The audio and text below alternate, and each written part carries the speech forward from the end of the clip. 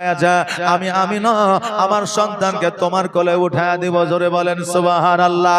তবে হালিমা শোনো রে, আমার সন্তানের আব্বা না, আমার সন্তানের আব্বা ওই মাকামে আব্বা আরাম করতে আছে। হালিমা আমার সন্তানকে নিয়ে গিয়ে কোন রকমের ব্যথা দেবে না, কোন রকমের যন্ত্রণা দেবে না, কোন রকমের আঘাত যেন না পায়। হালিমা বলল, আমিনা বোন রে, আজকে আমি কথা দিলাম, আমি হালিমা যতদিন পর্যন্ত বেঁচে আছি, আমার প্রাণ যতক্ষণ পর্যন্ত আছে, ততক্ষণ পর্যন্ত আমি মোহাম্মদকে কোন যন্ত্রণা, ব্যথা, বেদনা, কোন আঘাত আমি দেব না। আমিনা বললে, হালিমা আমার সন্তান যেন কোন সময় বুঝতে না পারে আমি মোহাম্মদের অভাবে আছে, ভালোবাসার অভাবে আছি, কারণ হইল আমার সন্তানের আব্বা জগতের মধ্যে নাই। হালিমা বলল, আমিনা আমার সন্তান বাড়িতে একটা আছে, যার নাম হলো যমুনা। আজকে ওই যমুনাকে আমি যতটা ভালোবাসা না দিব, তার চাইতে দ্বিগুণ ভালোবাসা আমি তোমার সন্তান মুহাম্মদকে দিব, জোরে বলেন সুবহানাল্লাহ। আমিনা বললে, হালিমা আজকে আমি তোমাকে আমার নবীকে দিয়ে দিলাম, দান হয়ে গেল। তবে হালিমা আজকে শোনো শোনো, আজকে তোমার মুখটা বড় শুকনা লাগে, মনে হয় তুমি খাবার খাও না। ও হালিমা আজকে আমার সন্তানকে তোমার কোলে উঠে নাও, আর আমি তোমার জন্য দুইটা খেজুর নিয়ে আসে। আমি না হালিমার কোলে আমার নবীজিকে উঠে দিলা, আর আমার আমিনা ঘরের মধ্যে প্রবেশ করলে। এইদিকে হালিমা সাদিয়া রাদিয়াল্লাহু তাআলা আনহা নিজের স্তনটা পরিষ্কার করলে, আর আমার নবীজিকে স্তন পান করাইলে। এইদিকে আমিনা রাদিয়াল্লাহু তাআলা আনহা দুইটা খেজুর নিয়ে এসে আমার আমিনা আমার হালিমার হাতে উঠে দিলে, আর বললেন, হালিমা খেজুর দুটা তুমি খাও রে বোন, আর একটু পানি পান করে নাও, দেখবে তোমার ক্ষুধা নিবারণ হয়ে যাবে। এবার ওই খেজুর দুইটা খাওয়া তো দূরের কথা, হালিমা যেন তার নিজের আঁচলের মধ্যে বাঁধতে আছে। আমিনা বলল, হালিমা আমি খেজুর দুটা তোমাকে খাবার জন্য দিলাম, তুমি আঁচলের মধ্যে কেন বাঁধো? হালিমা বলল, বোন আমিনা আমি একা কেমন করে খেজুর গুলা খাইতে পারি রে, কারণ আমার স্বামী অনাহারে আছে। আজকে আমার বাড়িতে একটা সন্তান আছে, ওই সন্তানটা পর্যন্ত অনাহারে আছে। একদিন নয়, 2 দিন নয়, 3 দিন নয়, 4 দিন নয়, 7 দিন পর্যন্ত ক্ষুধার্ত। আমি হালিমা আমার সন্তানকে বাদ দিয়া আমি কেমন করে খাইতে পারি? জগতের মধ্যে শুধু হালিমায় নয়, নিজের সন্তানকে ক্ষুধার্ত রাখিয়া কোন মা খাবার খাইতে পারে না। জগতের মধ্যে আপনাকে যদি প্রেম করনে वाला, ভালোবাসনে वाला, আপনার মহব্বত করনে वाला জগতের মধ্যে যদি কেউ থাকে, একজনই আছে মা, আর একজন হলে বাবা। ভাই আপনাকে যদি ভালোবাসে, জেনে নিবেন স্বার্থ আছে। বোন যদি ভালোবাসে, জেনে নিবেন স্বার্থ আছে। স্ত্রী ভালোবাসলে জানবেন স্বার্থ আছে। সন্তান ভালোবাসলে জানবেন স্বার্থ আছে। আপনি বলবেন, হুজুর গো সন্তানের আবার কি স্বার্থ, ভাইয়ের আবার কি স্বার্থ, বোনের আবার কি স্বার্থ, স্ত্রীর আবার কি স্বার্থ? আজকে ভাইয়ের সঙ্গে মেল মহব্বত আছে, কালকে যখন জমি জায়গা ভাগ করবেন, 1 কাঠা তো দূরের কথা, 1 হাত যদি বুঝায় না দেন, আপনার গলায় ছুরি ধরবে। বোনকে যদি হক না দেন, বোনকে যদি ভাগ না দেন, আপনার বাড়িতে আসবে না, আপনি বোনের বাড়িতে যাবেন না। স্ত্রীকে ভালোবাসবেন, স্ত্রী যখন অভাব অনটনে পড়বে, সে বলবে, তোমাকে বিয়ে করে আমার জীবনটা বাদ করে দিয়েছে, বিয়ে করে জীবনটা বরবাদ হয়ে গেছে। ওই স্ত্রীও এই কথা বলবে।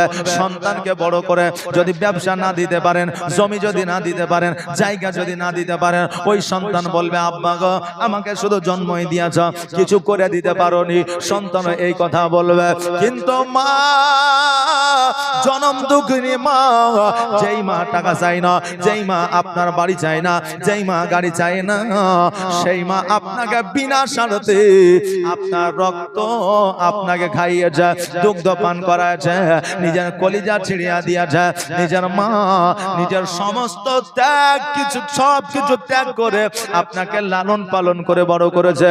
আপনার মা এমন খাবার পছন্দনীয় কিন্তু নিজে না খাইয়া তোমাকে খাইয়েছে। জোরে বলেন সুবহানাল্লাহ।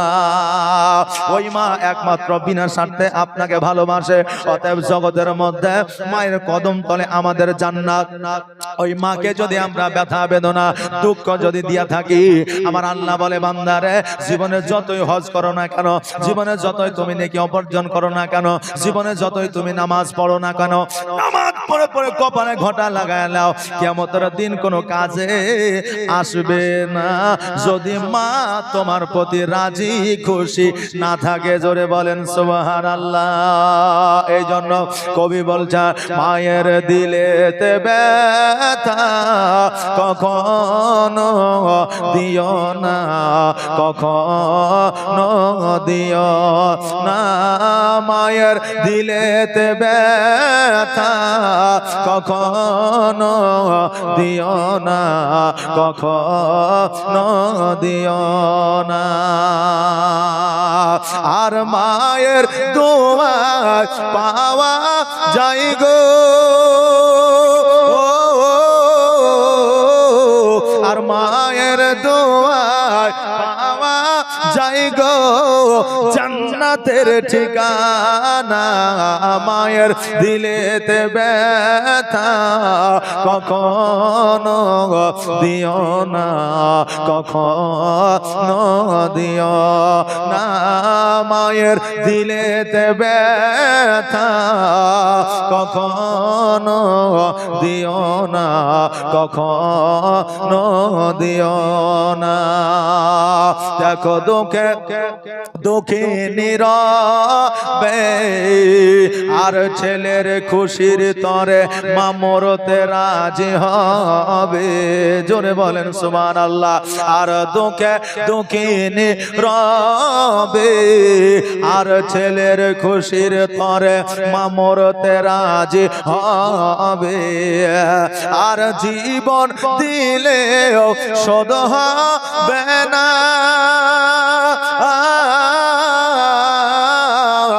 আর জীবন দিলেও শোধ হবে না মায়ের দুধের দেনা। মায়ের দিলেতে ব্যথা কখনো দিও না, কখনো দিও না, মায়ের দিলেতে ব্যথা কখনো দিও না, কখনো দিও না। আর মায়ের দোয়ায় পাওয়া যায় গো জান্নাতের ঠিকানা। মায়ের দিলেতে ব্যথা কখনো দিও না, কখনো দিও না। আল্লাহুম্মা সাল্লি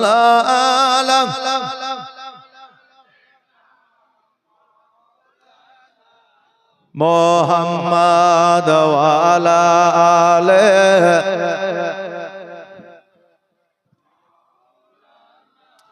মোহাম্মদ। ও বাবা যে ভাইরা, এই জন্য মাকে জীবনে কোনোদিন কষ্ট দিবেন না। জীবনে যদি আপনি কোনো অসুবিধায় পড়ে, জীবনে যদি কোনো আপনার রোগ বালা দূর না হয়, আপনি ডাক্তার উকিল হাকিম দেখালে আপনার পেরেশানি দূর হইল না, আমি একটা পরামর্শ আপনাদের দিয়া যায়, আঁচলে বেঁধে পকেটে ভরে নিয়ে যান।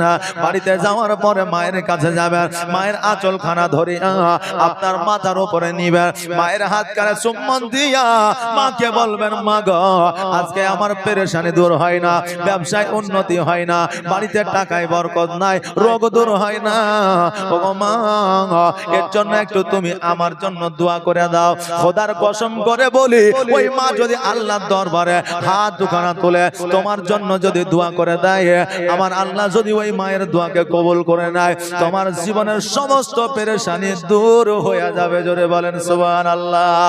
কারণ মায়ের দোয়া আমার আল্লাহ জীবনে কোনোদিন ফিরায় দেয় না। কারণ আমার রাসূল বলেছেন সবচাইতে দ্রুত দোয়া কবুল হয় তার একজন অসহায় মার। জোরে বলুন সুবহানাল্লাহ। হালিমা বলে বোন রে, আমার বাড়িতে একটা সন্তান আছে, ওই সন্তানটা না খায় আছে, আমি কেমন করে খাইতে পারি? এই জন্য আমি আঁচলের মধ্যে বেঁধে নিলাম, বাড়িতে যাইয়া সবাই একসঙ্গে এই দুইটা খেজুর ভাগ করে খাইব। আমি না বলে হালিমা আরো একবার মোহাম্মদকে কোলে নাও। হালিমা যখন কোলে নিলেন, ঘরের মধ্যে গেলেন, আরো 3টা খেজুর নিয়ে আসলেন, 5টা খেজুর হালিমার হাতে উঠাইয়া দিলেন। আর হালিমার হাতে উঠাইয়া দেওয়ার পরে বলল, ও হালিমা শোনো, এই খেজুরগুলো বাড়িতে তোমরা খাবে, দেখবে তোমাদের খিদা নিবারণ হয়ে যাবে। আমাদের মধ্যে প্রশ্ন আসতে পারে, হুজুর গো 5টা খেজুরে 3 জনের কেমন করে খিদা নিবারণ হইতে পারে? 5টা খেজুর হবে যে? এই যে রমজান গেল, কত রকমের খেজুর না খাইলাম, লালচা কাইলিয়া ধইলিয়া যত রকমের খেজুর আছে সবই খেয়েছি নাকি বলে, কিন্তু একটা খেজুর খাইয়া তো জান আপনার ভরে না, একটা খেজুর খাইয়া তো পেটও ভরে না, ভরে না। প্রশ্ন হলো এটাই, হুজুর গো 5টা খেজুরে কেমন করে ক্ষুধা নিবারণ হইতে পারে? আমি বলবো ভাই রে, এখন যে আমাদের কাছে খেজুরগুলা আসে, যে খেজুরগুলা পায়, এই খেজুরগুলা হলো তো পোলিও রোগ মুক্ত, পোলিও রোগে আক্রান্ত। এই খেজুর আসলে আরবের খেজুর লয়। এই খেজুর আগের মতো খেজুর না।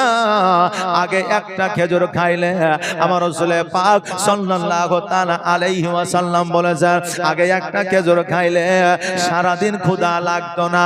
আপনি বলবেন সেটা কি করে হয়? আমাদের দেশে যখন বন্যা আসে, আমাদের দেশে যখন আমের সময় আসে, তখন আমাদের দাদিরা, আমাদের ফুপুরা, আমাদের খালারা, আমাদের মায়েরা চ আর গম আর ভুট্টা আর ছোলা থেকে একটা আপনার আটা তৈরি করে, যে আটাটাকে আমরা ছাতু বলে থাকি। ছাতু বোঝেন তো? ছাতু, জি, আমরা ছাতু বলে থাকি। ওই ছাতু যদি মাঠের মধ্যে, বাড়ির মধ্যে সকালে একবার খেলেন, সারাদিন খিদা লাগে না? লাগে যে? সারাদিন কি লাগে? সারাদিন পিপাসা লাগে। যখন এই পিপাসা লাগবে, পানিটা পান করবেন, দেখবেন পেটটা পূরণ হয়ে গেছে, খাবার আর লাগবে না। ঠিক খেজুরটাও ওই রকম ছিল। একটা খেজুর যদি খেয়ে নেওয়া হতো, সারাদিন পিপাসা লাগতো, যখনই পানি পান করতো তখনই পেটটা পূরণ হয়ে যাইতো। জোরে বলেন সুবহানাল্লাহ। এমন খেজুর পাওয়া আমার আল্লাহ দিয়েছিলেন আমার নবীর ওসিলায়। আমার নবীজি বলেছে, আরবের মধ্যে এমন একটা খেজুর আছে, যে খেজুরটার নাম হলো আজওয়া খেজুর। ওই খেজুরটা যদি খায় মাত্র 3টা, আর বিষাক্ত সাপেও যদি দংশন করে দেয়, ওই খেজুর খাবার জন্য ওই আপনার ব্যক্তিকে বিষাক্ত সাপে দংশন করে কিছু করতে পারবে না। অতএব ওই বিষ পানি হয়ে যাবে। জোরে বলেন সুবহানাল্লাহ। ওই খেজুরের পাওয়ার কতটা ছিল। আর আমরা যে খেজুরটা খাই, ওই খেজুরে বিষ পানি হওয়া তো দূরের কথা, আমাদের সুগার, প্রেসার, কোলেস্ট্রল বেড়ে যায়।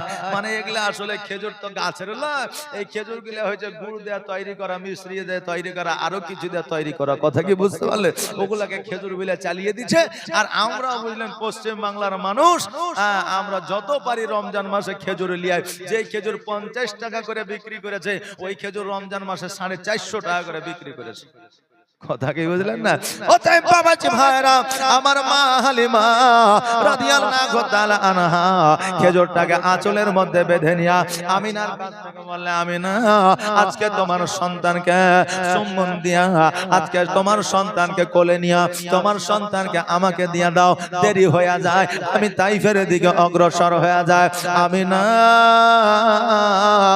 নিজের সন্তানের কপালে চুম্বন করিয়া আমিনা হালিমার কোলে উঠে দিলেন। দিলেন। হালিমা তো সাদিয়া রাদিয়াল্লাহু তাআলা আনহা আমার নবীজিকে কোলে করে নিয়া আব্দুল মুত্তালিবের সম্মুখ দিয়ে বাহির হয়ে যায়। আব্দুল মুত্তালিবকে বলে, আব্দুল মুত্তালিব, আমি না তোমার পোতাকে আমার কোলে উঠায়া দিয়া যায়। আব্দুল মুত্তালিব বলল, হালিমা রে, আজকে আমার যখন বৌমা তোমাকে উঠায়া দিয়েছে আমার পোতাকে, আমি কিছু বলবো না, তবে শোনো একটা কথা তোমাকে বলি, আমার পোতার আব্বা নয়, আমার পোতা যেন জীবনে কোনোদিন কষ্ট ব্যথা বেদনা না পায়। হালিমা বলল, ওগো আব্দুল মুত্তালিব, কথা দিলাম জীবনে কোনোদিন আমি নবীকে ব্যথা বেদনা দিব না। এই বলে আব্দুল মুত্তালিবের কাছ থেকে বিদায় নিয়ে আমার হযরত হালিমা তো সাদিয়া রাদিয়াল্লাহু তাআলা আনহা আমার নবীজিকে কোলে নিয়ে যেন উটের পৃষ্ঠে চেপে গেলেন। আর উটের পৃষ্ঠে চেপে যাওয়ার পরে স্বামীকে বলতে যে, স্বামী গো, উটের লাগাম খানা ধরে টান দেয়, আমরা তাইফের দিকে যাব। উট যেন আগাতে শুরু করে। হারিস কিন্তু উটের লাগাম খানা ধরে টান দেয়, উট কিন্তু আগে যায় না। এবার হালিমা বলল, স্বামী গো, উটের কি খাবার নাই, এই জন্য কি উট চলে না? হারিস বলল, না না না, যদি খাবার না থাকার কারণে যদি উট না চলতো বাড়ি থেকে মক্কায় আসতো না, অতএব উট চলছে না, তার মধ্যে কোনো কারণ হয়তো আছে। লাগাম খানা ধরে টান দেয়, তবু উট যায় না। রাগ করে এত জোরে লাগাম ধরে টান দিলে লাগাম ছিঁড়ে যেন আপনার দরদর করে রক্ত পড়তে লাগলো, তবুও যেন উট আগে যায় না। উট বলে, আল্লাহ গো, আমার জবানটা তুমি খুলে দাও, আমি একবার হারিসের সঙ্গে কথা বলতে চাই। আল্লাহ বলে, উঠ রে, আমি আল্লাহ, আমার মহিমা বোঝা বড় দায়, আমি বোবাকে কথা বলাইতে পারি, কথা বলনে বলাকে বোবা বানিয়ে দিতে পারি, জীবজন্তুকে কথা বলাতে পারি, মানুষকে বোবা বানিয়ে দিতে পারি। আমি আল্লাহ তোমাকে ক্ষমতা দিলাম, পাওয়ার দিলাম, তোমাকে জবান দিলাম, তুমি হারিসের সঙ্গে কথা বলে নাও। উট বলে, হারে, আমার লাগাম ধরে আর টান দিও না, টান দিও না, আমি আগে যাব না, এই জন্য আগে যাব না। আমার পৃষ্ঠের মধ্যে যে বসে আছে সে জগতের সাধারণ বাচ্চা নয়, ও হলো সারা জাহানের বাদশা। অতএব শাহজাহান সারা জাহানের বাদশা হইয়া আজকে তোমার পেছনে থাকবে, এটা আমি উট মেনে নিতে পারবো না। হালিমাকে দইয়া আমার নবীজির সম্মুখে থাকবে, আর সম্মুখে থাকার পরে যদি আমার লাগাম খানা ধরে টান দেয়, আমি উট তবে আগে যাব, আমি নচেত আগে যাব না। হারিস কিন্তু আপনার চলে আসলেন পেছন দিকে, আর আমার নবীজিকে আগায়া দিলেন। যেমনই আগায়া দেওয়া, ওর যেন দ্রুত বেগে দৌড়াতে আরম্ভ করেছে। হালিমা বলল, স্বামী গো, উটকে আস্তে চলতে বলে, এই জন্য আস্তে চলতে বলে কারণ আমরা মক্কা নগরে বাচ্চা পেয়েছি, যদি আমরা পড়ে যাই, যদি কোনো অ্যাক্সিডেন্ট ঘটে যায়, যদি কোনো আপনার সমস্যা হয়ে যায়, মক্কা নগরে কেউ সন্তান দিবে না, আর আমি আব্দুল মুত্তালিব মা আমিনাকে জবাব দিতে পারবো না। উটকে বলে, উঠ রে, আস্তে চলো, আস্তে চলো, এত দ্রুত বেগে গেলে অসুবিধা আছে। উট বলে, শোনো রে, সমস্ত তাইফবাসীরা আমার নবীজিকে না লইয়া সমস্ত তাইফবাসীরা আগের দিকে চলতেছে, আমার নবী সারা জাহানের বাদশা আমার পিঠের মধ্যে বসে আছে, আমার নবীকে যতক্ষণ পর্যন্ত ওই তাইফবাসীদের আগে না নিয়ে যাব, ততক্ষণ পর্যন্ত আমি উট আস্তে চলবো না। ওই উট যেন দ্রুত বেগে চলতে চলতে তাইফবাসীদের সঙ্গ লাভ করেছে, তাইফবাসীদের সঙ্গ নিয়ে নিয়েছে। এবার তাইফবাসীরা একে অপরে বলতে আছে, ওরে হালিমা, আজকে তোমাদের উটকে কি খাইয়েছ, কি এমন লালি খাইয়েছ, কি এমন ছোলা খাইয়েছ, কি এমন ডাল খাইয়েছ, কি এমন ঘাস খাইয়েছ যে আজকে তোমার উটের পাওয়ার বেড়ে গেছে। হালিমা বলল, তাইফবাসীরা শোনো রে, আজকে আমার উটকে লালি খাওয়াই নাই, ছোলা খাওয়াই নাই, ডাল খাওয়াই নাই, আপনার ঘাস খাওয়াই না, আজকে আমার উটের পৃষ্ঠে যে বাচ্চা বসে আছে, এই বাচ্চার মহব্বত, আজকে এই উটের জজবা বেড়ে গেছে। জোরে বলে সুবহানাল্লাহ। আজকে এই উটের পাওয়ার বেড়ে গেছে। ওই আমার বাবাজি ভাইরা, আজকে আমার নবী পাক সাল্লাল্লাহু তাআলা আলাইহি ওয়াসাল্লাম সাল্লাম পেটে পাথর বেঁধে যুদ্ধের ময়দানে গিয়েছে। সাহাবীদের পেটে পাথর বাঁধা ছিল, তবু নবীর মহব্বতে ওই যুদ্ধে জয়লাভ করেছে। জোরে বলেন সুবহানাল্লাহ। ও বাবাজি ভাইরা, যাদের নবীর প্রতি প্রেম ও ভালোবাসা মহব্বত থাকে রে, তাদের পাওয়ার আমার আল্লাহ বাড়ায়া দেয়। আজ পর্যন্ত যারা দিল্লিতে পাওয়ার নিয়ে আছে তারা ছিল আল্লাহর ওলি। আজকে আপনার মুম্বাইয়ে যারা পাওয়ার নিয়ে আছে তারাও হলো আল্লাহর ওলি। আজকে যারা পশ্চিম বাংলায় পাওয়ার নিয়ে আছে তারাও হলো আল্লাহর ওলি। একমাত্র আল্লাহর ওলি হওয়ার কারণ হইল আমার নবীর প্রতি তাদের মহব্বত ছিল। জোরে বলেন সুবহানাল্লাহ। এই জন্য আজকে শুধুমাত্র পশ্চিমবঙ্গ নয়, যারা নবীর প্রেমে পাগল হয়েছে তাদেরকে সারা বিশ্বের মানুষ জানে ও মানে। জোরে বলেন সুবহানাল্লাহ।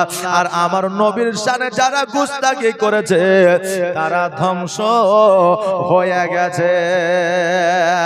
ও বাবাজি ভাইরা, আমার নবীকে আবু বকর মেনেছে, নবীর নাম ইতিহাসের পাতায় উঠে গেছে। আজকে ওমর মেনেছে, ইতিহাসের পাতায় তাদের নাম উঠে গেছে। আজকে তাদের নাম শুনলে কত সম্মানের সহিত নামটা লেয়। কিন্তু বাবাজি ভাইরা, তার মধ্যে একজন ছিল যার নাম ছিল আবু জাহেল, যে নবীকে দেখতে পারে না, যে নবীর শানে গুস্তাখি করেছে, যে নবীকে অপমান অপদস্থ করেছে। আজকে ওই আবু জাহেলের নাম শুনিলে একটা বেধর্মিক থুতু ফেলা। একজন বেধর্মিক আবু জাহেলের নাম শুনলে বলে এই লোকটা খারাপ লোক ছিল। এখান থেকে বোঝা যায় যারা নবীর শানে গুস্তাখি করে আল্লাহ তাবারক তাআলা তাদেরকে ধ্বংস করে দেয়। জোরে বলেন সুবহানাল্লাহ।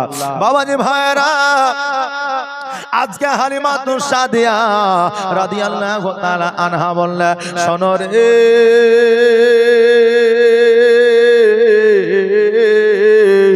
আজকে আমার উটকে লালি খাওয়ায় না, ছোলা খাওয়ায় না, ঘাস খাওয়ায় না। আজকে এই বাচ্চার মহব্বতে আজকে আমার উটের পাওয়ার বেড়ে গেছে। ওই উটকে লইয়া যখন বাবা হালিমাতুস সাদিয়া রাদিয়াল্লাহু তাআলা আনহা মা হালিমার বাড়িতে গেলেন।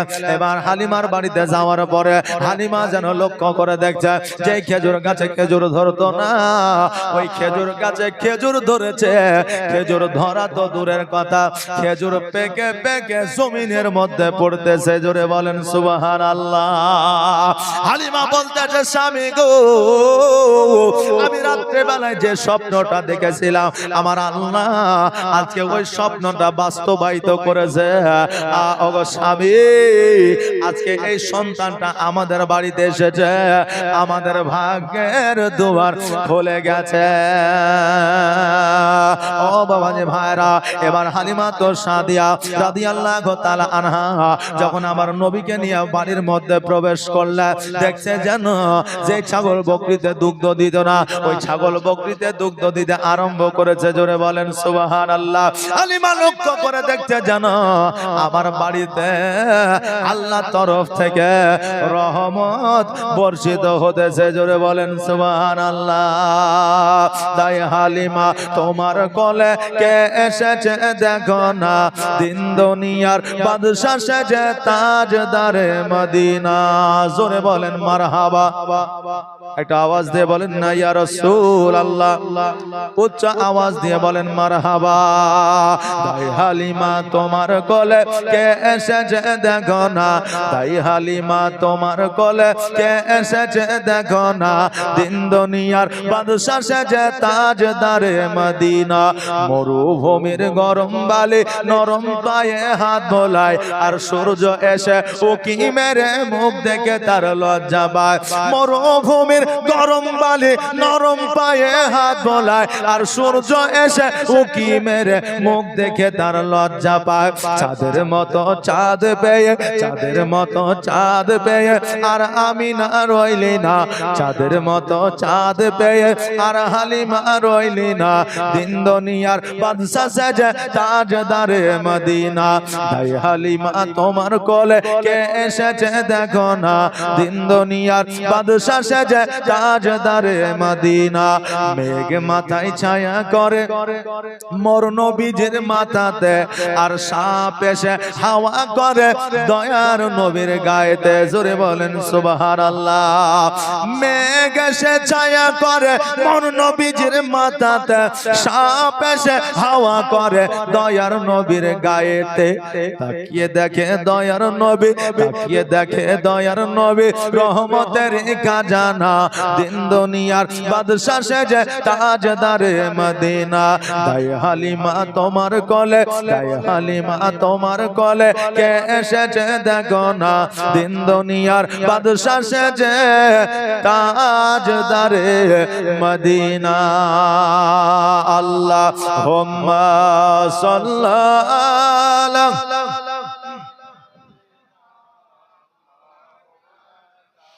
মুহাম্মাদ ওয়া আলা আলিহি।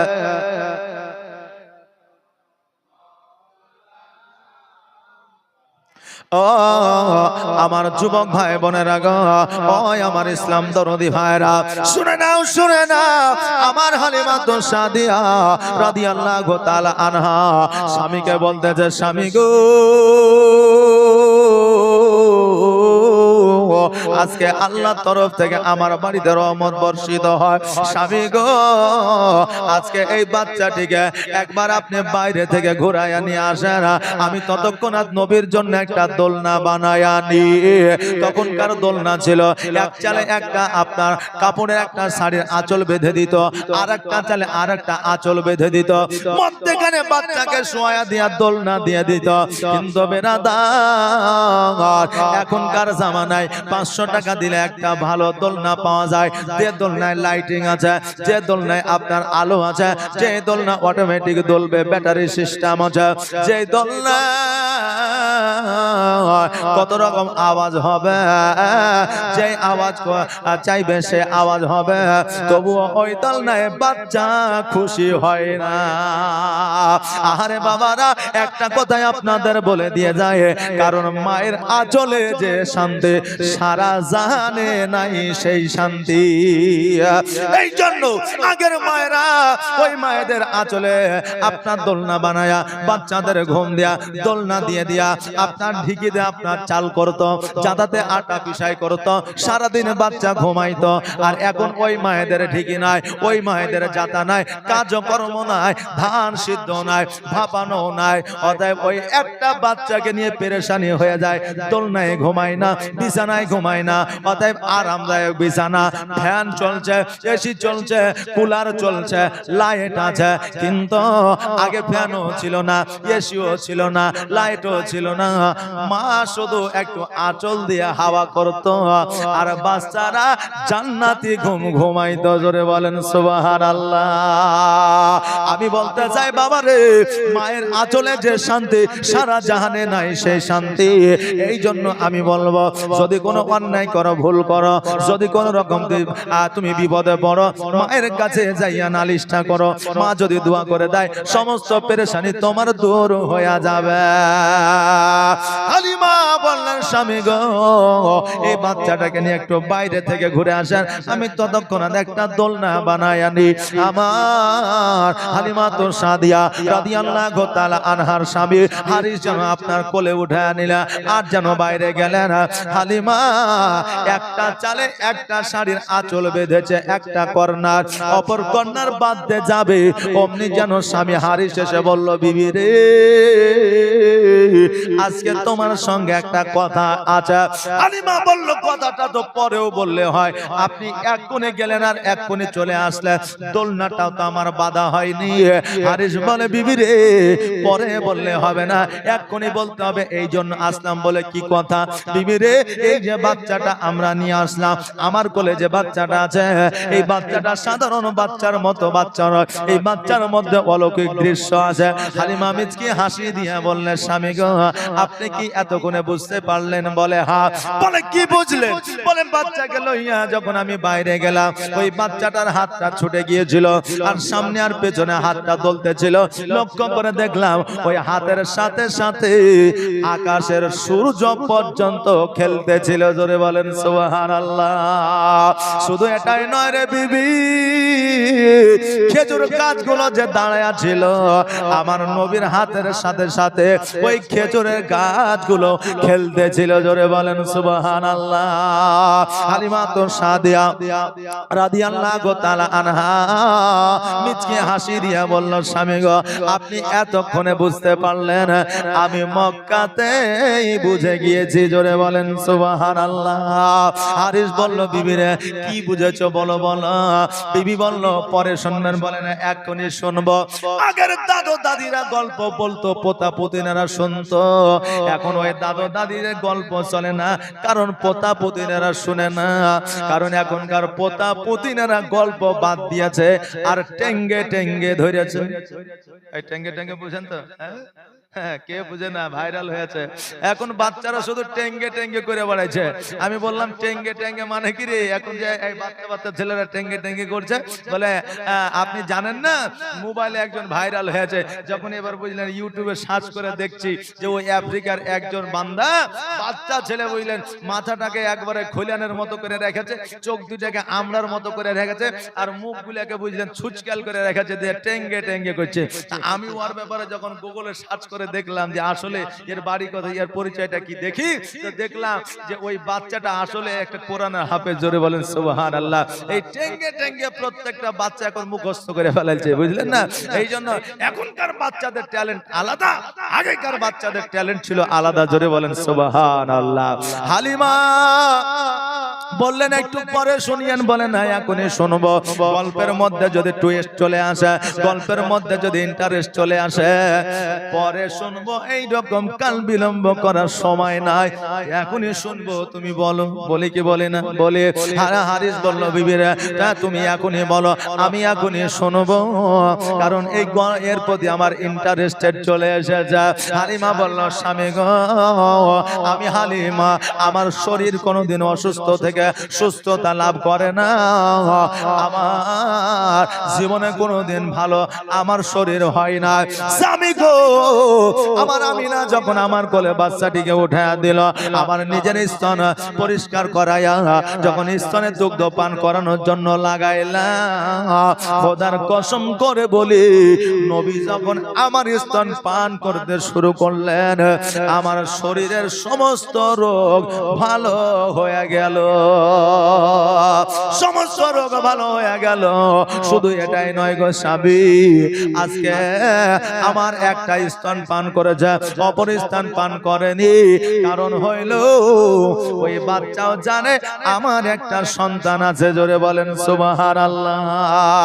ও আমার প্রাণের স্বামী, আমি এই অলৌকিক দৃশ্য ওখানে দেখেছি আর বুঝে নিয়েছি, এই বাচ্চা জগতের সাধারণ বাচ্চার মতো বাচ্চা নয়, এর মধ্যে অলৌকিক কিছু দৃশ্য আছে। আর নবীর প্রেমে পাগল হইলে, নবীর প্রেমে পাগল হইলে আল্লাহ তাআলা খুশি। নবীর দরুদ পড়ো দিবানিশি। জোরে বলেন সুবহানাল্লাহ। নবীর প্রেমে পাগল হইলে, নবীর প্রেমে পাগল হইলে আল্লাহ তাআলা খুশি। নবীর দরুদ পড়ো দিবানিশি, নবীর দরুদ পড়ো দিবানিশি। ওকে নবীর প্রেমে পাগল হইলে আমার আল্লাহ তাআলার দিদার মিলে গো। ওকে নবীর প্রেমে পাগল হইলে আমার আল্লাহ তাআলার দিদার মিলে গো। থাকো যদি যদ বাহালে, থাকো যদি যদ বাহালে, হইয়া প্রেম উদাসী। নবীর দরুদ পড়ো দিবানিশি। নবীর প্রেমে পাগল হইলে, নবীর প্রেমে পাগল হইলে আমার আল্লাহ তাআলা খুশি।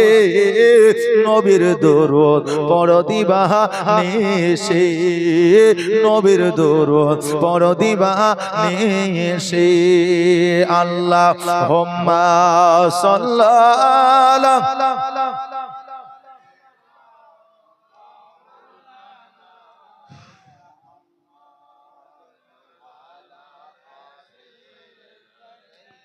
মৌলানা মোহাম্মদ। ও বাবার ভাইরা, আমার হালিমা তো সাদিয়া রাদিয়াল্লাহু তাআলা আনহা আমার নিজের স্বামী হারিসকে বলল, স্বামী গো, আজকে থেকে এই বাচ্চা যখন আমার বাড়িতে এসেছে, আমার বাড়িতে কোনোদিন অভাব অনটন হবে না। নবী আমার তাইফে লালিত পালিত হতে লাগলে, কোন রাবি বলেছেন 5 বছর পর্যন্ত লালিত পালিত হয়েছিল, কোন রাবি বলেছেন না না না হালিমা 6 বছর পর্যন্ত রেখেছিল, কেউ বলেছেন না 5.5 বছর পর্যন্ত ছিল। ও বাবাজি ভাইরা, আমার নবীজি তাইফের মধ্যে বাচ্চা অবস্থায় বাচ্চা কালে যেই ব্যবহার যেই আচার আচরণ দেখিয়েছিলেন, এই জন্য তাইফবাসীরা আমার নবীকে আখ্যায়িত করেছিল, একটা নাম দিয়েছিল, যে নামটা হলো আল আমিন। আর আল আমিন শব্দের অর্থ হলো সত্যবাদী। জোরে বলেন সুবহানাল্লাহ। আমার নবী পাক সাল্লাল্লাহু তাআলা আলাইহি ওয়াসাল্লাম 5 বছর বয়সে আমার হালিমাকে ডাক দেয়া বলে, মা গো, আজকে আমার ভাই জুমরা বন জঙ্গলে যায় ছাগল চরানোর জন্য। আমি নবী, আমাকে কেন ছাগল চরানোর জন্য পাঠাও না? আমিও জুমরার সঙ্গে ছাগল চরাতে যেতে চাই। হালিমা বলল, এ মুহাম্মদ শুনে না, আজকে আমি তোমাকে ছাগল চরাতে যেতে দিতে পারি না, এই জন্য যেতে দিতে পারি না। ওই জঙ্গলে বাঘ আছে, ভাল্লুক আছে, হাতি আছে, কত রকমের জীবজন্তু আছে, তোমাকে আক্রমণ করতে পারে। আর তোমাকে যদি আক্রমণ করে দেয়, আমি আমিনাকে জবাব দিতে পারবো না, আমি মুত্তালিবকে জবাব দিতে পারবো না। আমার নবী বলে, মা, কোন জীবজন্তু ক্ষমতা নাই আমাকে আক্রমণ করবে। হালিমা বলল, বেটা রে, আমি তবুও তোমাকে বন জঙ্গলে পাঠাইতে পারবো না।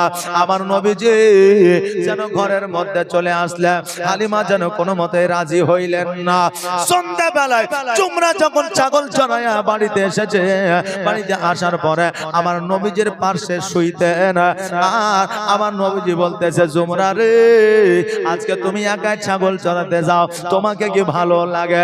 যেমন এই কথা বলে যায়, জুমরা 2 চোখের পানি ছেড়ে দিয়ে বলে, ও ভাই মোহাম্মদ, ওই বন জঙ্গলে বাঘ আছে, ভাল্লুক আছে, হাতি আছে, শিয়াল আছে, সাপ আছে, কত কিছু আছে, তবুও ভয়ে ভয়ে ছাগল বকরি চড়াতে হয়, একাই যায়। একাই কি ভালো লাগে রে ভাই? সঙ্গে যদি কাউকে পাই আরো ভালো হয়। নবী আমার বললে, জুমরা, আমি যদি যাই তোমার কি অসুবিধা আছে? জুমরা বলল, না না না, আজকে তুমি যদি আমার সঙ্গে যাও আমার আরো ভালো হবে, তোমার সঙ্গে আমি খেলবো। আর আমি ওই ছাগল বকরির দুগ্ধ দোয়ায়া গাছের পাতায় কইরা আমি তোমাকে আদর করে পান করাইবো। জোরে বলেন সুবহানাল্লাহ। জুমরা বলল, গো, তবে তোমাকে কি আমার মা পাঠাইবে? আমি অনেকদিন বলেছি আমার ভাই মুহাম্মদকে পাঠাও, কিন্তু মা পাঠাই না। আমার নবীজি বলল, জুমরা রে, আমি একটা যুক্তি তোমাকে দিলাম, ওই যুক্তি মোতাবেক তুমি যদি কাজ করো, মা তোমার সঙ্গে আমাকে পাঠাবে। জুমরা বলল, কি যুক্তি? বলে, সকাল হবে ছাগল চড়াইতে যাবে না, দুপুর হবে ছাগল চড়াইতে যাবে না। মা যদি বলে ছাগল চড়াতে যাও, তুমি বলবা, মা গো, মোহাম্মদকে যদি আমার সঙ্গে না দাও আমি ছাগল চড়াইব না, আমার সঙ্গে পাঠাও। আমার নবীজি এই বুদ্ধি দিলেন। এবার সকাল বেলায় আমার হালিমা বলতেছে, জুমরা রে, সকাল সকাল ছাগল নিয়ে যাও, আজকে কেন যাও না? জুমরা বলে, মা গো, নবীকে সঙ্গে দাও, না দিলে আমি যাব না। হালিমা বুঝে নিলেন, কালকে নবী আমাকে বলছিল ছাগল চড়ানোর কথা, আজকে জুমরাকে বলে দিয়েছে। আজকে কেন? কিয়ামত পর্যন্ত যদি আমি ছাগল চড়ানোর জন্য বলি, জুমরা যাবে না, জোরে বলেন সুবহানাল্লাহ। এরা বাচ্চাতে যুক্তি করে ফেলাইছে। দেখবেন আমাদেরও ভাই পিটাপিটি যদি ভাই থাকে, একই ঘরে একই বিছানায় শোয়, কিন্তু এদের মধ্যে মহব্বত থাকে কি ঠিকই, কিন্তু মারামারিটা বেশি হয়। মহব্বত ঠিকই থাকে কিন্তু মারামারি বেশি হয়। ঘুমিয়ে গেছে, তাদেরকে বিছানায় শুইয়ে দিলেন পাশাপাশি। সকালবেলায় যখন ডাকতে যাবেন তো দেখবেন যে ওর মাথা ওর পায়ের দিকে আর ওর মাথা ওর পায়ের দিকে, মানে যে যখন চেতন পেয়েছে সে তখন ঘুষাইছে, তুই আমার দিকে এখানে, আমার দিকে এখানে। তাই বলে যে ভাই মহব্বত নাই তা নয়, হ্যাঁ, কিন্তু পিটাপিটি হলে একটু ঘুষাঘুষি মারামারি হয়, কিন্তু এদের আবার যুক্তিও হয়। বাপজি ভাইরা আমার, জুমরা বলল, মা তুমি যদি আমাকে না পাঠাও, আমার ভাইকে না পাঠাও, আমিও যাব না। হালিমা মনে করলেন এরা যুক্তি করে ফেলাইছে।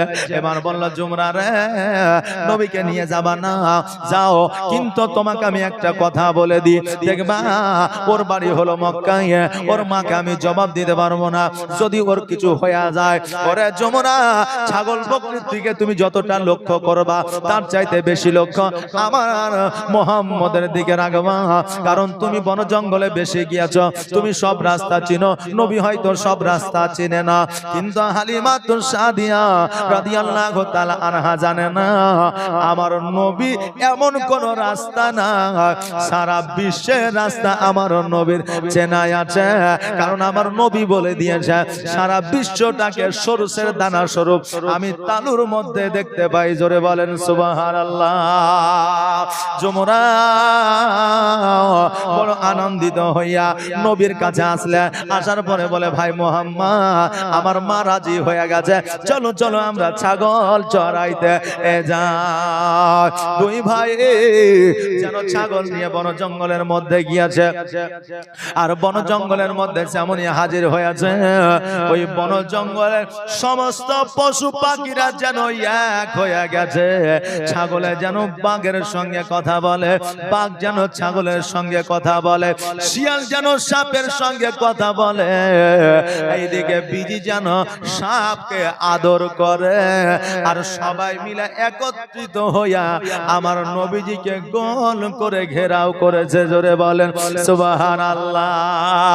তোমরা চিন্তা করে, আল্লাহ গো, আজকে সমস্ত জীবজন্তু মুহাম্মদকে যখন ঘেরেছে, আজকে মুহাম্মদের কোনো নিস্তার না, আজকে আমার ভাইকে হয়তো বাঁচানো সম্ভব হবে না, কিন্তু আমার নবীজি এক জায়গায় দ্বন্দ্ব ঈমান হয়ে আছে, দাঁড়ায় আছে, আর এক জায়গায় দ্বন্দ্ব ঈমান হয়ে দাঁড়ায় আছে, আর সকল পশু পাখিরা জীবজন্তুরা আমার নবীজির কদম তলে চুম্বন করে, আর একে একে সবাই জঙ্গলের দিকে চলে যায়। জোরে বলেন সুবহানাল্লাহ। এইরকম অলৌকিক দৃশ্য দেখিয়া জুমরা যেন অবাক হয়ে গেল। আমার নবীজি বললেন, ও জুমরা শোনো রে, এই কথা মাকে বলবে না, কারণ মাকে যদি বলে দাও, কালকে থেকে তোমার সঙ্গে আর ছাগল চড়াতে আসতে দিবে না, এতে তোমার লস হবে, অতএব এই কথা খবরদার মায়ের কাছে বলা যাবে না। দেখবেন বাচ্চারা খেলতে খেলতে অনেক কাজ করে ফেলে, কিন্তু বাপ মাকে অনেক কিছু না জানায় রাখে। অনেক যুবক পর্যন্ত আছে, দেখবেন বিড়ি খায়, সিগারেট খায়, কিন্তু লাইটার বুঝলেন পকেটে লুকিয়ে রাখে যাতে বাপ মা জানতে না পারে। হাইরে যুবকেরা টান 12 থেকে 13 বছর বয়স উম্মরপুরে চা খেতে দাঁড়ালে দেখতে পাওয়া যায়, কথা বুঝলেন না, এমন টান দিছে মনে হচ্ছে ওর চাইতে রাজা মহারাজার কেউ নাই। ওই আমার বাবাজি ভাইরা, ওই যুবকেরা মনে করে আমার মা জানে না, আমার বাপ জানে না। পরে যুবক তোমাকে বলে যায়, এমন কি তুমি কি খাও আর কি খাও না, তুমি কেমন আছো, তোমার মনের অবস্থা কি, এই খবর পর্যন্ত তোমার মা বাবা জানে। জোরে বলেন সুবহানাল্লাহ। কিন্তু মা বাবা লজ্জায় কিছু বলে না, মা বাবা সন্তানের ইজ্জতের জন্য কিছু বলে না, নিজের ইজ্জতের সম্মানের জন্য কিছু বলে না, কারণ এখন যুগ পরিস্থিতি যেমন, এখন যুবককে সন্তানকে যদি একটা চড় মারা হয়, তবে চড় যদিও সন্তান না মারে, এমন ভাবে গজে নেবে যাতে চড় মারার চাইতো বড় কাজ করবি। এখন বর্তমানে অবস্থা, এই জন্য বাপেরাও ছেড়ে দিয়েছে, তোর যা খুশি তাই কর। তাই বলে যুবক তুমি এটা ভাবিও না যে আমার বাপ মা হয়তো জানে না, তোমার বাপ মা সবই জানে, কিন্তু তোমাকে বলে না। আমার নবী বললেন, জুমরা মাকে খবরদার তুমি জানাবে না। জুমরা বলল, ঠিক আছে জানাবো না। না। এইভাবে প্রতিনিয়ত প্রতিদিন আসে আর প্রতিদিন আমার নবীজির কদম চুমে। একদিন হঠাৎ করে আমার নবীজিকে জ্বর হয়ে গেল, আর জ্বর হয়ে যাওয়ার কারণে আমার নবীজি বাড়ি থেকে আর ছাগল চড়াতে আসতে পারলো না। আমার হালিমা যেন আর আসতে দিল না। একদিন, দুই দিন, 3 দিন, 4 দিন, 5 দিন, 7 দিন যখন হয়ে গেল, এবার বাঘের বাচ্চারা, বাঘেরা, জীবজন্তুরা বলে হায় রে, আমার নবীকে আর দেখতে পাওয়া যায় না, আমার নবীকে আর হয়তো শেষ দেখা দেখতে পাবো না। সর্দার বলল, বাঘের জঙ্গলের সর্দার হলো বাঘ। বাঘ বলল, শোনো রে, নবীকে কেন দেখতে পাওয়া যাবে না? চলো চলো আমরা সবাই মিলে নবীকে উঠায় নিয়ে আসবো। যারা একটু দেখবেন দাপটকারী হয়, মাস্তান হয়, তাদের কথাবার্তাও কিন্তু মাস্তানি, তাই কি না?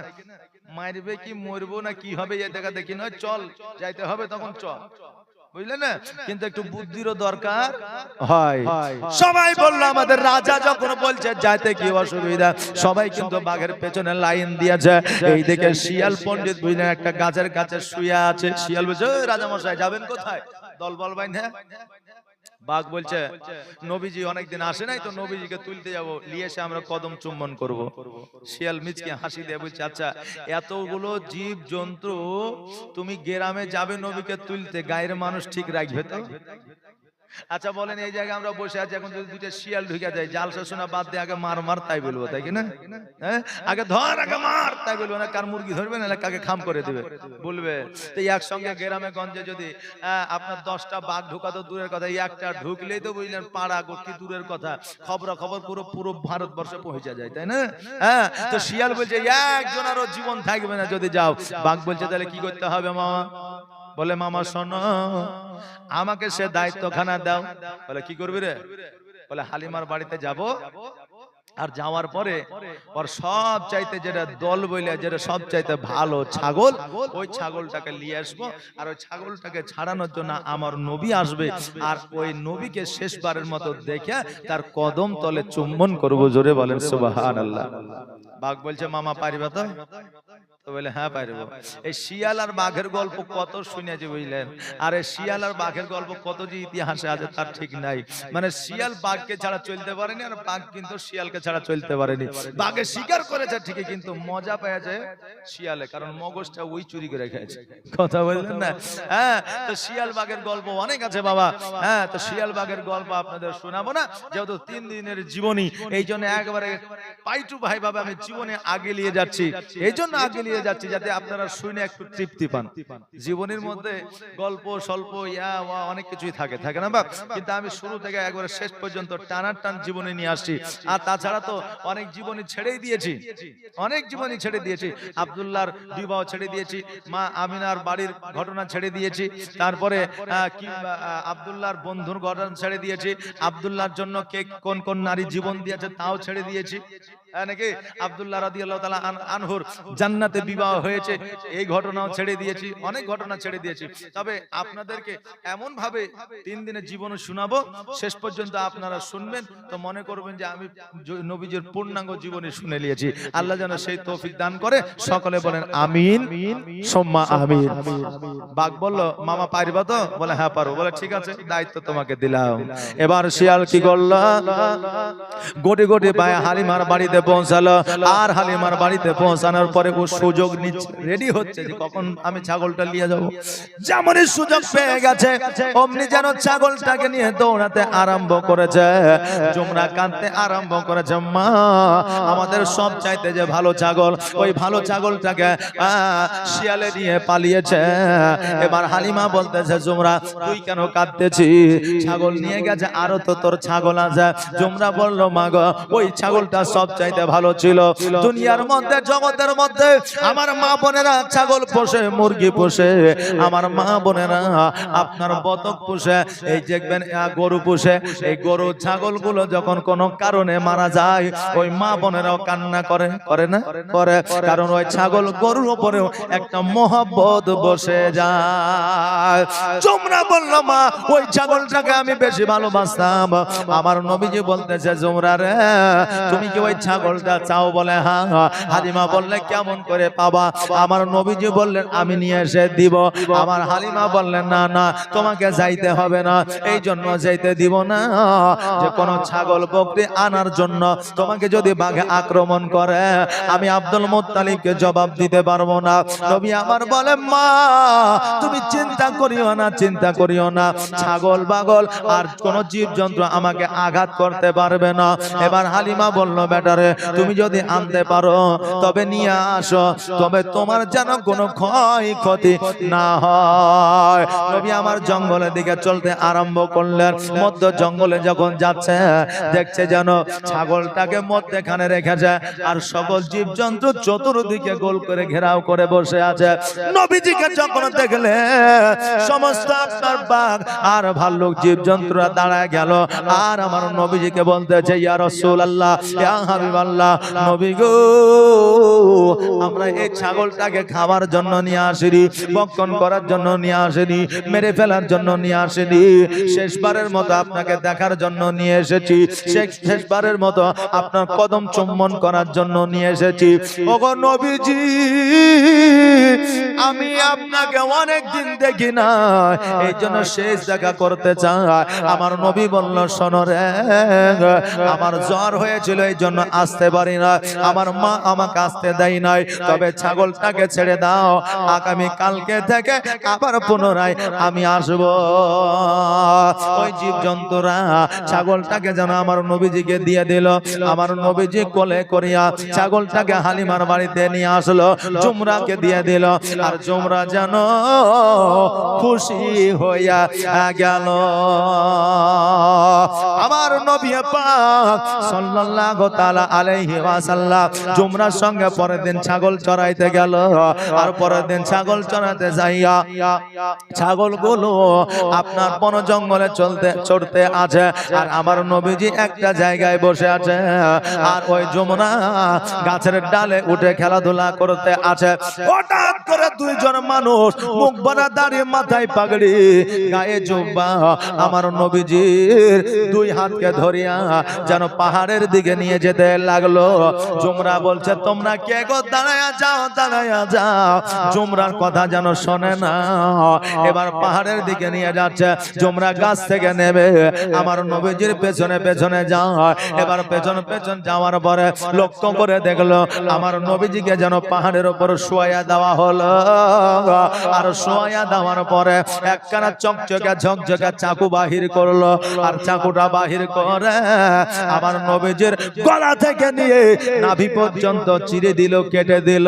যমুনা আওয়াজ করে আল্লাহ গো আমার ভাইকে মেরে দিল, আমার ভাই হয়তো আর বাঁচবে না। সঙ্গে সঙ্গে বাড়ির দিকে ছুটতে আরম্ভ করলো। বাড়িতে যাওয়ার পরে মাকে বলে মা আজকে আমার ভাই দুধ ভাই আমার মোহাম্মদ আর বেঁচে না। হালিমা দুই চোখের পানি ছেড়ে দিয়ে বলল কেন রে বেটা?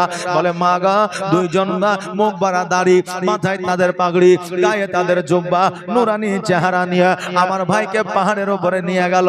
নিয়ে যাওয়ার পরে গলা থেকে নাভি পর্যন্ত কেটে দিল। কেটে দেওয়ার পরে দুই দিকের মাংসকে সরায়া দিল আর বুকের মধ্য থেকে কি যেন বাহির করলো। যেমন এই কথা শোনা জুমরাকে বলে বেটা কোন জায়গায় জলদি করে নিয়ে চা। হালিমা তো সাদিয়া রাদিয়াল্লাহু তাআলা আনহা যেন আমার জুমরার সঙ্গে দৌড়াতে আরম্ভ করেছে। মায়েরা অতক্ষণ দৌড়ায় না যতক্ষণ পর্যন্ত কলিজায় আঘাত না লাগে। জোরে বলেন সুবহানাল্লাহ। দৌড়াতে দৌড়াতে গিয়া পাহাড়ের উপরে যখন উঠতে আরম্ভ করেছে, পাহাড়ের উপরে উঠিয়া দেখছে যেন আমার নবীজি একটা পাথরের উপরে মুখটাকে নিচু করে বসে আছে। জোরে বলেন সুবহানাল্লাহ। হালিমা গোটে গোটে পায়ে আমার নবীজির পার সেখানে বসিয়া দুই চোখের পানি ছেড়ে দিয়ে বলে বেটা রে আজকে জুমরা বলল তোমার বুকটাকে নাকি কেটে দিয়েছে, গলা থেকে নাভি পর্যন্ত চিরে দিয়েছে। ও মুহাম্মদ বড় বড় কথাটা কি সত্য? আমার নবীজি বললেন হ্যাঁ মা সত্য। আমার নবী কি কোনোদিন মিথ্যা বলেছে কেউ প্রমাণ করে দিতে পারবে? পারবে না, কিয়ামত পর্যন্ত কেউ পারবে না। নবী আমার বললে মা এটা সত্য। আমার হালিমা বললে বেটা আজকে যদি তোমার বুকটাকে চিরে দেওয়া হয়, নাভি পর্যন্ত যদি কেটে দেওয়া হয়, তোমার শরীরে রক্ত থাকবে, রক্ত দেখা যায় না, তোমার শরীরে আঘাত থাকবে, আঘাত দেখা যায় না, তুমি চুপ করে বসে আছো, কারণটা কি? ও মুহাম্মদ তোমার জামাটা খোলো, আমি একবার দেখতে চাই। আমার নবীজি যখন জামাটাকে খুললেন, হালিমা বর্ণনা করেছেন, খোদার কসম করে বলি আমার নবীজির গলা থেকে পেট পর্যন্ত কাটা তো দূরের কথা, একটু কাটার দাগও ছিল না। জোরে বলেন সুবহানাল্লাহ। একটু দাগও পর্যন্ত ছিল না। আমার নবীজিকে জিজ্ঞাসা করলাম, আমার নবীজি বললেন ও মা আজকে যারা আমাকে নিয়ে গিয়েছিল পাহাড়ের উপরে, তারা ছিল আল্লাহর ফেরেশতা, আমাকে বিনা অজ্ঞানে আজকে আমার গলা থেকে নাভি পর্যন্ত কেটে দিয়েছিল। আমি একটু যন্ত্রণা বুঝতে পারিনি, আমার কাল্পটাকে বাহির করিয়া জান্নাতি পানি দিয়া ধোয়া দিয়া আবার কাল্পটা ভিড়া দিয়েছিল। আর আল্লাহর কুদরতে আবার পুনরায় আমার শরীর যেমন ছিল অমনি হয়ে গেছে।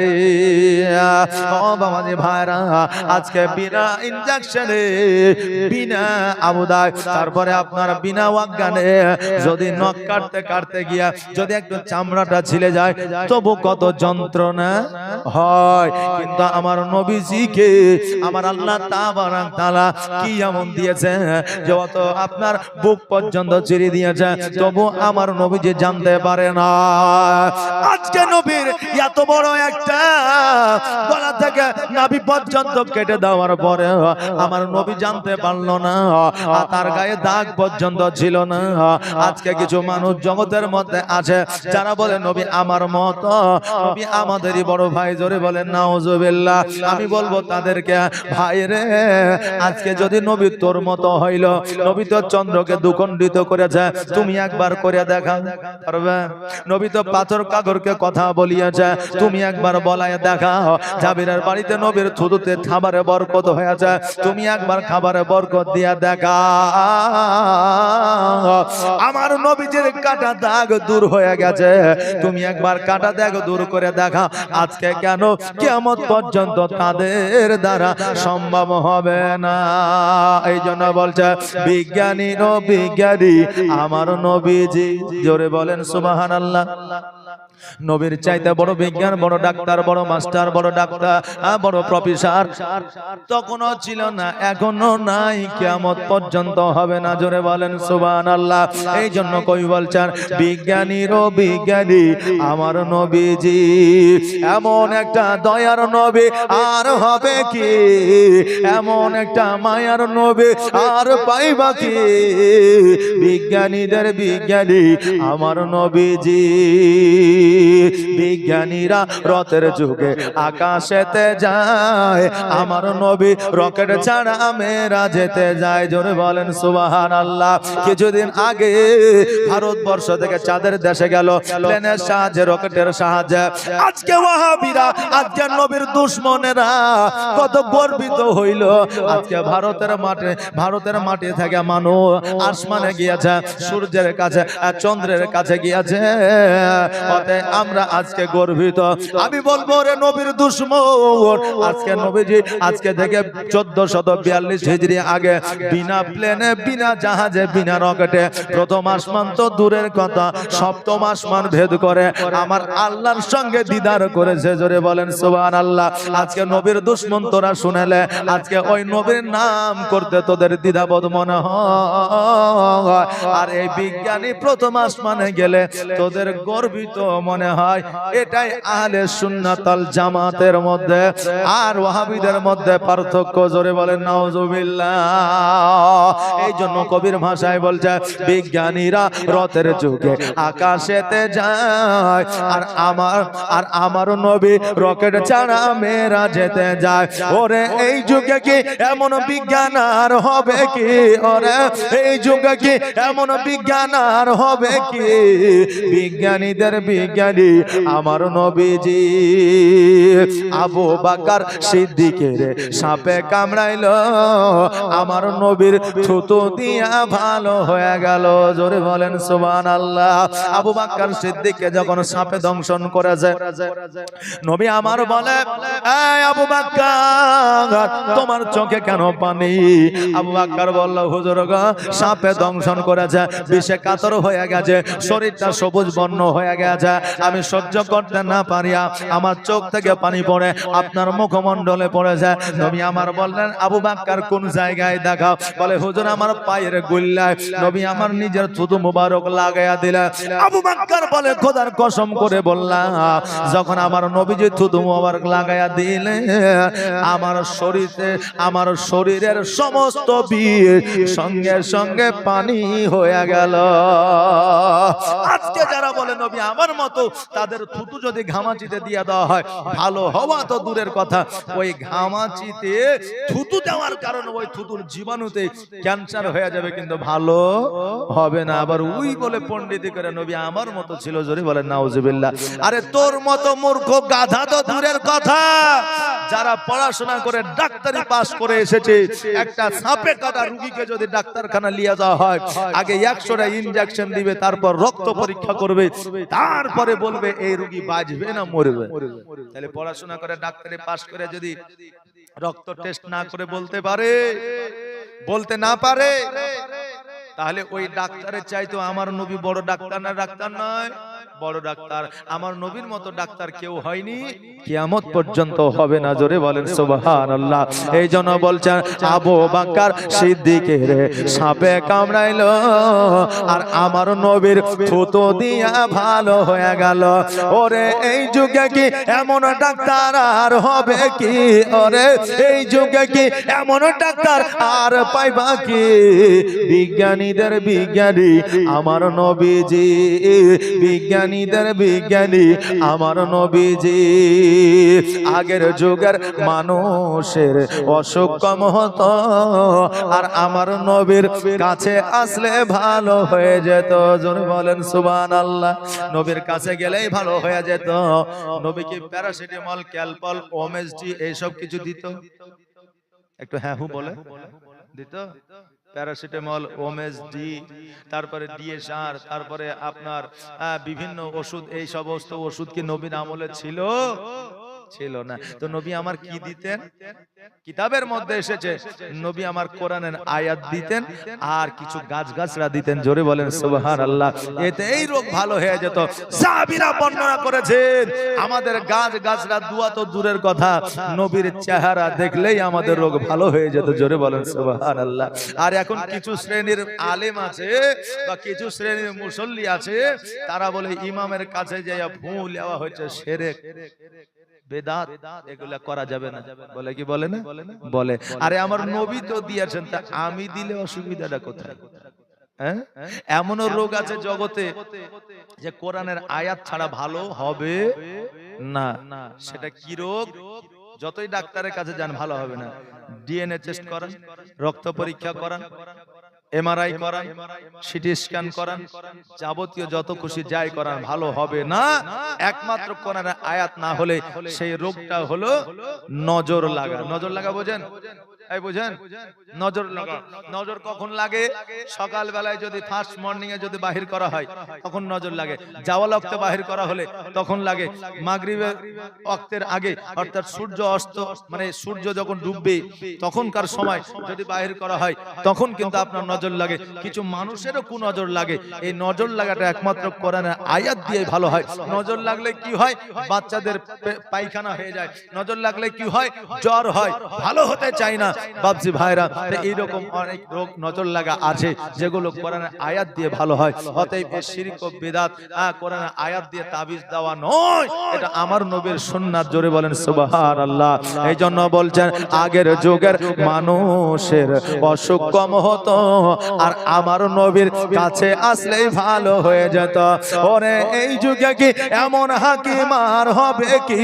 ওরে এই যুগে কি এমন যা আর পাইবা কি বিজ্ঞানীদের বিজ্ঞানী আমার নবীজি, বিজ্ঞানীদের বিজ্ঞানী আমার নবীজি। এমন একটা দয়ার নবী আর হবে কি, এমন একটা মায়ার নবী আর পাইবা কি বিজ্ঞানীদের বিজ্ঞানী আমার নবীজি। আল্লাহুম্মা সাল্লি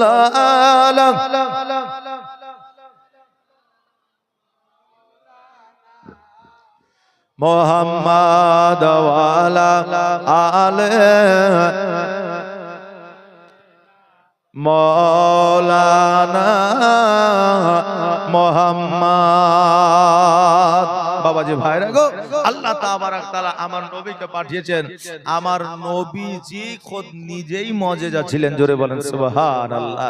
আজকে বাবাজি আমার নবী যে অলৌকিক দৃশ্য দেখিয়েছেন সেটাকে মুজিজা বলা হয়, আর আল্লাহর ওলিরা যেটা অলৌকিক দৃশ্য দেখিয়েছেন সেটাকে কারামাত বলা হয়। এখন